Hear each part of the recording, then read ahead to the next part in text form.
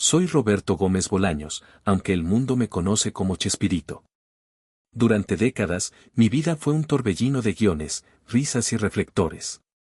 Creé personajes que se volvieron parte del alma de México y del mundo: el Chavo, Kiko, el Chapulín Colorado.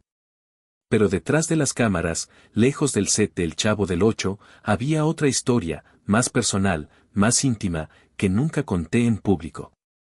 Crié a 6 hijos: Roberto, Graciela, Marcela, Paulina, María y Teresa. Con todo mi corazón, les di amor, tiempo y cada pedazo de mí que pude arrancar de mi vida frenética. Sin embargo, en los últimos años, sentí que todos me habían olvidado, que el hombre detrás de Chespirito se desvanecía en las sombras de sus propios personajes.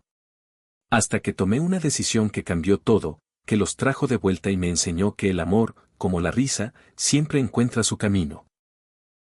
Esta es mi historia, contada desde mi corazón, desde el escritorio donde escribí mis guiones, desde el silencio que llenó mi casa cuando los reflectores se apagaron. Quédate hasta el final, porque este relato no es solo sobre mí, sino sobre lo que significa ser padre, ser humano, y nunca rendirse. Suscríbete, activa la campana y prepárate para un viaje que nunca salió en la vecindad. Era 1995, y mi vida había cambiado drásticamente desde los días dorados de El Chavo del Ocho. A los 66 años, los estudios de Televisa eran un recuerdo lejano, un eco de risas y caos que aún resonaba en mi mente. Había dejado de escribir nuevos episodios, y aunque mis programas seguían en la televisión, retransmitidos en todo el mundo, mi rutina se había reducido a una casa silenciosa en Cancún, donde vivía con Florinda Mesa, mi esposa, mi compañera de vida, mi doña Florinda. La vecindad, con sus personajes y sus risas, seguía viva en millones de hogares, pero en mi hogar, el silencio era ensordecedor. Mis 6 hijos habían crecido, habían volado del nido, y con el tiempo, sus visitas, sus llamadas, sus cartas, se volvieron cada vez más escasas. No los culpaba, o al menos intentaba no hacerlo. La vida los había llevado por caminos propios, trabajos, familias, responsabilidades. Pero en el fondo, sentía un vacío que ninguna ovación del público podía llenar. Cada mañana, me sentaba en mi escritorio, un mueble de madera gastada que había sido testigo de mis guiones más queridos. Frente a mí, una libreta en blanco, un lápiz mordido por los nervios y una taza de café que se enfriaba mientras miraba por la ventana hacia el mar de Cancún. Recordaba los días en que mis hijos eran pequeños, cuando corrían por nuestra casa en México, llenándola de risas que no necesitaban un guión. Roberto, el mayor, siempre serio, con su pasión por los libros, sentado en un rincón leyendo mientras yo escribía. Graciela, la soñadora, dibujando historias en cualquier pedazo de papel, mostrándome sus garabatos con orgullo. Marcela, la rebelde, desafiando cada regla con una sonrisa que me desarmaba. Paulina, la sensible, llorando con las escenas tristes del Chavo y pidiéndome que le explicara por qué el mundo era injusto. María, la curiosa, siempre preguntando cómo funcionaban las cámaras o cómo inventé al Chapulín. Y Teresa, la menor, siguiéndome a todas partes, pidiéndome que le contara cuentos antes de dormir. Los había criado con amor, con las lecciones que mi padre me dio: trabajar duro, ser honesto, nunca rendirse. Pero ahora, en 1995, me preguntaba si había fallado en algo. ¿Dónde estaban ellos? ¿Por qué el teléfono apenas sonaba? ¿Por qué mi casa, que una vez estuvo llena de vida, ahora parecía un decorado vacío? Florinda lo notaba. Ella, siempre mi ancla, me miraba con esos ojos que podían leer mi alma. Roberto, no te atormentes, me decía, mientras servía el café con esa calidez que me había sostenido durante años. Los hijos crecen, hacen sus vidas. No significa que no te quieran. Pero sus palabras, aunque cálidas, no llenaban el vacío. Me sentía como el Chavo, sentado en su barril, esperando algo que no llegaba. Intenté llenar el tiempo escribiendo, pero las ideas no fluían como antes. Mis personajes, que una vez habían sido mi refugio, ahora parecían recordarme lo que había perdido: una familia unida, un hogar lleno de risas. Cada noche, me acostaba pensando en ellos, preguntándome si había sido un padre ausente, atrapado en el torbellino de la fama, o si simplemente el tiempo nos había separado. Una tarde, mientras ordenaba mi escritorio, encontré una caja vieja llena de cartas que nunca envié. Eran cartas a mis hijos, escritas en los días frenéticos de los 70, cuando grabábamos El Chavo y El Chapulín Colorado sin parar. En ellas, les hablaba de mis sueños, de mis miedos, de cuánto los amaba. Roberto, espero que un día entiendas por qué paso tanto tiempo en el estudio. Todo lo hago por ustedes, escribí en una, con la tinta desvaída por el tiempo. Graciela, tus dibujos son más hermosos que cualquier guión que pueda escribir, decía otra, con un garabato suyo pegado en la esquina. Marcela, tu rebeldía me recuerda a mí cuando era joven, pero nunca dejes de ser tú, le escribí a mi hija rebelde. Paulina, tus lágrimas me enseñan que el mundo necesita más corazón, confesé en otra. María, tus preguntas me hacen mejor escritor, admití. Y a Teresa, la menor, le escribí, nunca dejes de pedirme cuentos, porque cada uno es para ti. Nunca las envié, porque siempre pensé que habría tiempo para decirles todo en persona. Pero el tiempo se escapó, como arena entre los dedos, sentado allí, con las cartas amarillentas en la mano, sentí una punzada en el pecho. Decidí escribirles una última carta, una para cada uno, pero esta vez no la guardaría. Quería que supieran cuánto los extrañaba, cuánto dolía su ausencia. Escribir esas cartas fue como abrir una herida. Les conté cómo me sentía, olvidado, un eco de un pasado que ellos parecían haber dejado atrás.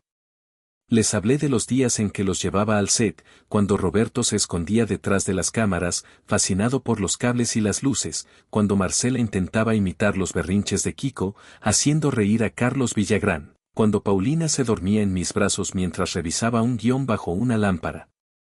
Les dije que no los culpaba, pero que necesitaba saber si aún era parte de sus vidas. Florinda me encontró llorando sobre el escritorio, con la tinta corrida por las lágrimas. Roberto, envía esas cartas, me dijo, con una firmeza que no admitía dudas. Ellos necesitan saberlo. Pero dudé.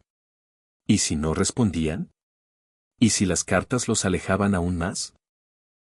Guardé las cartas en un cajón, incapaz de tomar una decisión, sintiendo que el peso del silencio era más grande que cualquier escena que hubiera escrito. Un día, recibí una llamada de Televisa. Querían hacer un especial retrospectivo de El Chavo del Ocho para celebrar 25 años del programa. Me pedían que participara, que volviera al set, que hablara con el elenco y compartiera recuerdos. Al principio, me resistí. El set era un lugar de risas, pero también de recuerdos agridulces, las peleas con Carlos Villagrán, que se fue del programa en 1979, las tensiones con María Antonieta de las Nieves, que siempre quiso más protagonismo para la Chilindrina, la partida de Ramón Valdés, mi amigo, mi don Ramón, cuya muerte en 1988 aún me dolía como una herida fresca. Pero Florinda me convenció, tal vez volver al set te ayude a encontrar lo que buscas, Roberto. No solo a tus hijos, sino a ti mismo. Acepté, sin saber que ese regreso cambiaría todo. El set de la vecindad estaba intacto, como si el tiempo no hubiera pasado. El barril del Chavo, el tendedero de doña Cleotilde, la puerta de don Ramón, todo estaba allí, como un sueño congelado. Al entrar, sentí una mezcla de nostalgia y tristeza. Los técnicos, muchos nuevos, me saludaron con respeto, pero no era lo mismo sin los viejos amigos. María Antonieta estaba allí, con su sonrisa de chilindrina, aunque los años habían suavizado su chispa. Rubén Aguirre, siempre serio como el profesor Girafales, me abrazó como si fuera un hermano. Edgar Vivar, con su calidez de señor Barriga, me preguntó por mis hijos, y sus palabras me golpearon como un balde de agua fría. ¿Están bien?, mentí, porque no quería admitir que apenas sabía de ellos. Florinda, a mi lado, apretó mi mano, dándome fuerza. Durante un descanso, me senté en el banco de la vecindad, mirando el barril del Chavo. Recordé cuando mis hijos venían al set, cuando se reían con las escenas, cuando me pedían que les contara cómo inventé al Chapulín. Roberto, con sus ojos serios, observaba cada movimiento de los cámaras. Graciela dibujaba la vecindad en su cuaderno, añadiendo colores que no existían en el set. Marcela corría entre los decorados, haciendo bromas con Carlos. Paulina se sentaba en mis rodillas, preguntando por qué el chavo no tenía papás. María desarmaba un reflector para entender cómo funcionaba, y Teresa se escondía en el barril, riendo hasta que la encontraba. Esos recuerdos eran mi tesoro, pero también mi dolor, porque esos niños ahora eran adultos que apenas llamaban. María Antonieta se acercó, sentándose a mi lado. Roberto, ¿qué te pasa? No tienes la chispa de antes, dijo, con esa franqueza que siempre la definía. No sé por qué, pero le conté la verdad. Siento que mis hijos me olvidaron, María. Les di todo, pero ahora no están. Ella, siempre directa, me miró a los ojos. No te han olvidado. Solo están perdidos en sus vidas. Búscalos, Roberto. Tú eres Chespirito, el hombre que hace reír al mundo. Si puedes crear un universo, puedes recuperar a tu familia. Sus palabras, simples pero certeras, encendieron algo en mí. Recordé al Chapulín Colorado, no contaban con mi astucia. Era hora de ser astuto, no para salvar el mundo, sino para salvar mi familia. Esa noche, en casa, saqué las cartas del cajón. Pero en lugar de enviarlas, decidí hacer algo más grande, algo que reflejara quién era yo, un creador, un soñador, un padre. Organicé una reunión familiar, no solo para mis hijos, sino para sus familias, sus hijos, sus mundos. Quería que volvieran a la vecindad, no al set de Televisa, sino a la vecindad de nuestro hogar, de nuestro amor. Con la ayuda de Florinda, planeé un evento en Cancún, una proyección privada de los mejores episodios de El Chavo, seguida de una cena donde les entregaría las cartas y les hablaría desde el corazón. Florinda se encargó de los detalles, invitaciones, comida, una pantalla al aire libre bajo las estrellas. Esto será como un episodio de la vecindad, pero con un final feliz, me dijo, sonriendo. Contactar a mis hijos no fue fácil. Roberto respondió de inmediato, diciendo que vendría con su esposa y sus hijos. Graciela, siempre soñadora, dijo que traería sus dibujos para mostrármelos. Marcela, la rebelde, dudó, diciendo que tenía compromisos, pero al final accedió. Paulina lloró al teléfono, diciendo que me extrañaba. María, con su curiosidad, preguntó si podía traer a su novio. Teresa, la menor, dijo simplemente, papá, ahí estaré. Pero no todos estaban seguros, y el miedo a que no vinieran me mantenía despierto por las noches. ¿Y si el evento fallaba? ¿Y si el silencio seguía? El día del evento, mi casa en Cancún se llenó de vida por primera vez en años. Roberto llegó con su esposa y dos niños pequeños, que corrían por el jardín como él lo hacía de niño. Graciela trajo una carpeta llena de dibujos, algunos inspirados en la vecindad.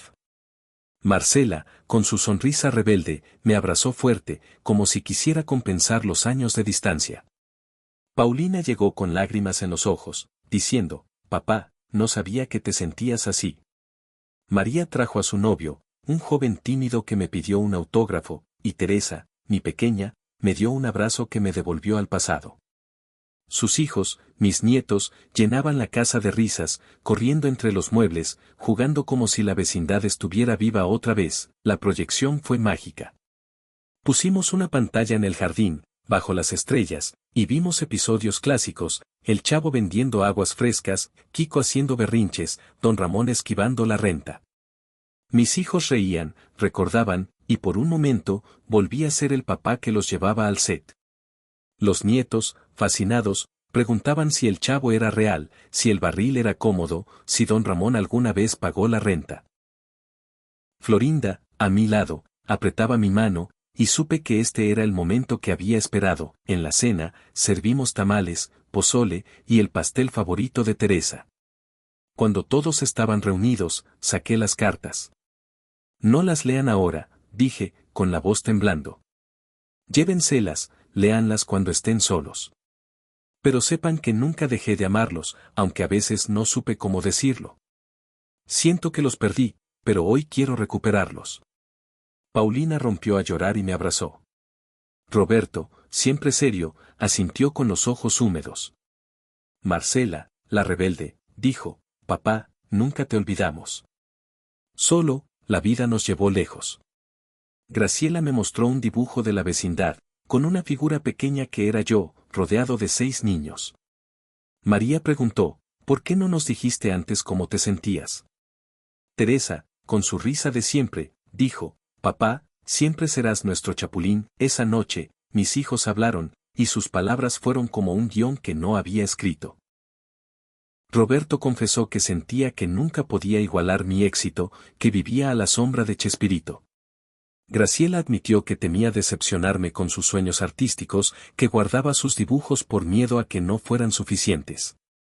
Marcela dijo que su rebeldía era una forma de buscar mi atención, de ser vista más allá de la fama.